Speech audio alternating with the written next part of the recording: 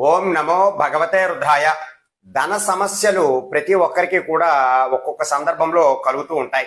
అయితే అటువంటి సందర్భాలలో మనం ధన అభివృద్ధికి, ఆర్థికంగా అభివృద్ధి చెందడానికి, అలాగే మనం సంపాదించినటువంటి ధనమంతా కూడా మనకి అనుకూలంగా ఖర్చు అయ్యే విధంగా ఉండేటటువంటి, అలాగే మన యొక్క ధన సంపాదన అంతా కూడా ఇంకా పెరగడానికి కూడా ఈ హనుమాన్ పరిహారం అనేటటువంటిది ప్రతి ఒక్కరూ కూడా చేయటానికి ప్రయత్నం చేయాలి. అయితే ఈ హనుమాన్ పరిహారం ఎలా చేసుకోవాలి అంటే, మీరు ముందుగా ఒక పసుపు కొమ్ముని తీసుకోవాలి. ఆ పసుపు కొమ్ముకి చుట్టూ ఒక చిన్నపాటి ఎర్రటి వస్త్రాన్ని చుట్టాలి.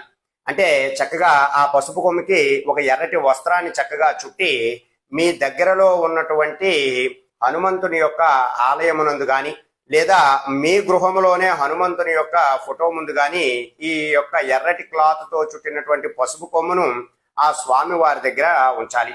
ఉంచిన తరువాత ఆ యొక్క పసుపు కొమ్ము, ఆ ఎర్రటి గుడ్డతో కట్టినటువంటి ఆ యొక్క పదార్థాన్ని అంతా కూడా మీరు ఒక సింధూరం బొట్టుని పెట్టాలి.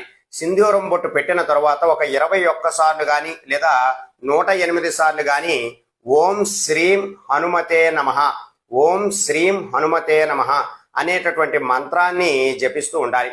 ఇలా జపించిన తరువాత ఆ యొక్క మూటకంతటికి కూడా మీరు చక్కగా ధూపము, దీపము, నైవేద్యాన్ని కూడా చూపించిన తర్వాత హారతిని కూడా చూపించి, ఇప్పుడు ఈ ఏదైతే మీరు పసుపు కొమ్ము, ఎర్రటి క్లాత్ చుట్టినటువంటి ఆ మూట ఏదైతే మీ దగ్గర ఉన్నదో అదంతా కూడా మీరు డబ్బు దాచుకునేటటువంటి ప్రదేశం వద్ద గాని, లేదా మీరు వ్యాపార స్థలంలో ఉంటే మీ యొక్క గల్లాపెట్టులో గాని ఈ యొక్క పసుపు కొమ్ము, ఎర్రటి గుడ్డని ఉంచడం ద్వారా మీకు ధన ఆకర్షణ కలిగి ధనం ఎక్కువగా పెరిగేటటువంటి అవకాశాలు ఎక్కువగా ఉంటాయి.